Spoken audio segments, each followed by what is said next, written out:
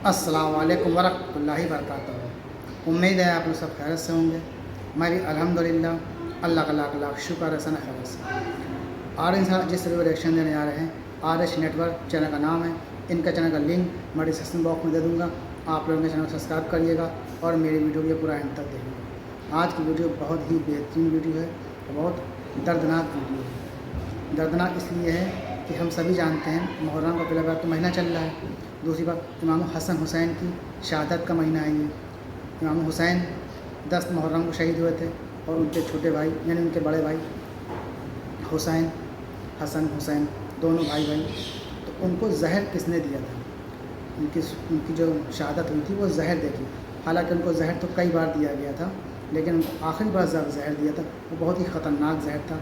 लेकिन जहर दिया किसने था ये बहुत कम ही लोगों को पता है और मुझे भी नहीं पता है। इस वीडियो के ज़रिए से हम जानने की कोशिश करेंगे कि आखिर इमाम हसन की मौत किस वजह से हुई है, जहर किसने दिया था? क्या उनकी बीवी ने जहर दिया था या किसी और ने जहर दिया था या किसी दुश्मन ने उनको जहर दिया था?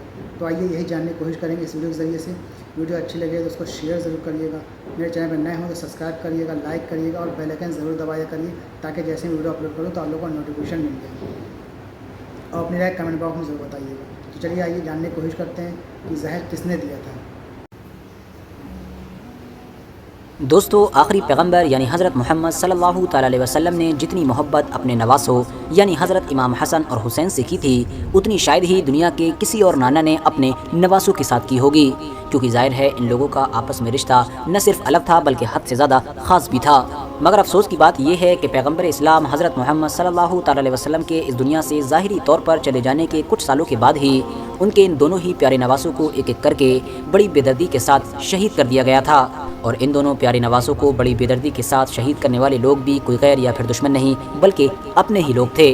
वैसे तो अगर बात करें हज़रत इमाम हुसैन की तो उनकी शहादत से तो एक मुसलमान ही क्या बल्कि दुनिया का बच्चा अच्छी तरह से वाकिफ़ है और जानता है कि आखिर किस तरह से 10 मुहर्रम के दिन करबला के मैदान में उनको उनके चंद साथियों के साथ बड़ी बेदर्दी के साथ शहीद किया गया था। मगर दोस्तों, आप में से बहुत कम ही लोग ऐसे होंगे कि जिन्होंने उनके भाई यानी हज़रत इमाम हसन की शहादत के बारे में कभी पढ़ा या फिर सुना होगा।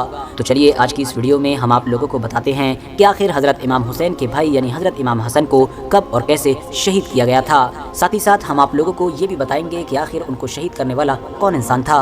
RH नेटवर्क के नॉलेजेबल फ्रेंड्स, अगर इतिहासकारों की माने तो हज़रत इमाम हसन की मौत जहर की वजह से हुई थी। वैसे तो हज़रत इमाम हसन को उनकी ज़िंदगी में वक्त वक्त पर कई बार जहर दिया गया था, मगर वो हर बार इस जहर को हराकर ठीक हो जाया करते थे।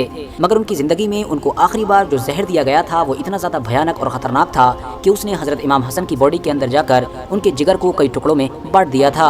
जिगर के ये टुकड़े उस वक्त बाहर आया करते थे कि जब हज़रत इमाम हसन कै यानी उल्टी किया करते थे।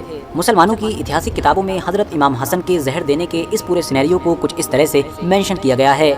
मुस्लिम इतिहासकार लिखते हैं कि एक बार हज़रत इमाम हसन ने एक ख्वाब देखा था जिसमें उन्होंने देखा कि उनके नाना यानी आखिरी पैगंबर हज़रत मोहम्मद सल्लल्लाहु ताला अलैहि वसल्लम उनको उनसे जल्द मुलाकात करने की खुशखबरी दे रहे हैं। बस इस ख्वाब के फ़ौरन बाद ही हज़रत इमाम हसन के पानी में जहर मिला दिया गया था। इस बार हज़रत इमाम हसन को जो जहर दिया गया था वो दरअसल हीरे को पीस कर बनाया गया था और ये उस दौर में दुनिया के सबसे ख़तरनाक जहर के तौर पर जाना जाता था।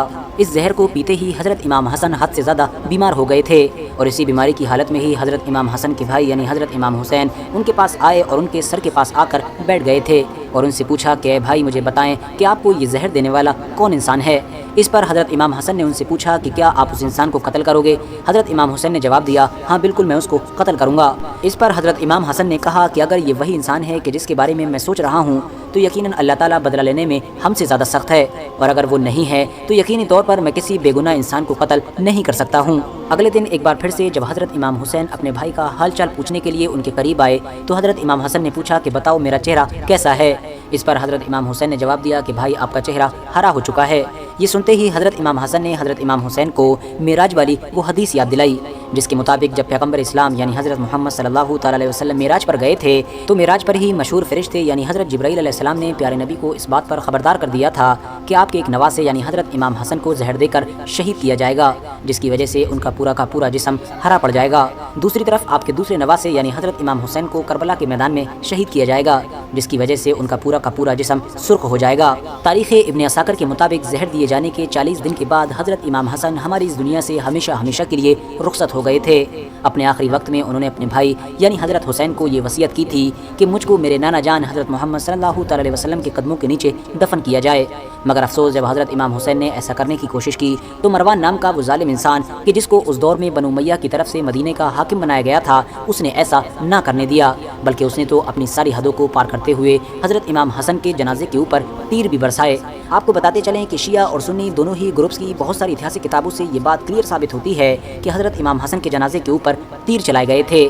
ایسے بگڑتے ہوئے حالات کو دیکھ کر حضرت امام حسین نے اپنے اس ارادے کو بدل دیا اور حضرت امام حسن کو اپنی والدہ یعنی حضرت فاطمہ الزہرا رضی اللہ تعالیٰ عنہا کے برابر میں ہی جنت البقیع میں دفنا دیا۔ مگر دوستو پچھلے 1400 سال سے لگاتار لگ بھگ سبھی اتہاسکاروں کے لیے جو ایک بات بہت بڑی پہلی بنی ہوئی ہے وہ کوئی اور نہیں بلکہ یہی ہے کہ آخر حضرت امام حسن کو زہر کس نے دیا تھا۔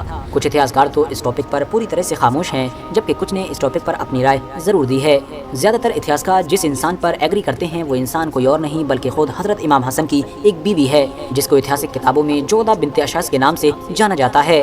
مشہور ہسٹورین بلازری کے مطابق دراصل یہ ایک یمنی عورت تھی جو اپنے باپ یعنی اشعث کی چالاکیوں کی وجہ سے حضرت امام حسن کی وائف بن گئی تھی۔ اس کا پورا خاندان حضرت علی کے خاندان سے حد سے زیادہ نفرت کیا کرتا تھا۔ یہی وجہ تھی کہ اسی عورت نے ہی حضرت امام حسن کے پانی کے پیالے میں زہر ملایا تھا۔ ہسٹوریکل ایویڈنس سے پتہ چلتا ہے کہ حضرت حسن کے شہید ہو جانے کے بعد اس عورت نے یعقوب بن طلحہ بن عبیدہ نام کے ایک انسان سے شادی کی تھی۔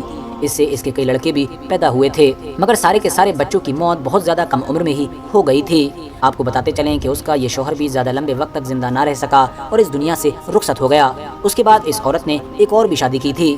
انٹرسٹنگ بات یہ ہے کہ اس دور میں اس عورت کے بچوں کو بہت سارے لوگ بنی مسمت الازواج کہہ کر بھی پکارا کرتے تھے، جس کا مطلب ہوتا ہے شوہر کو زہر دینے والی عورت کی اولاد۔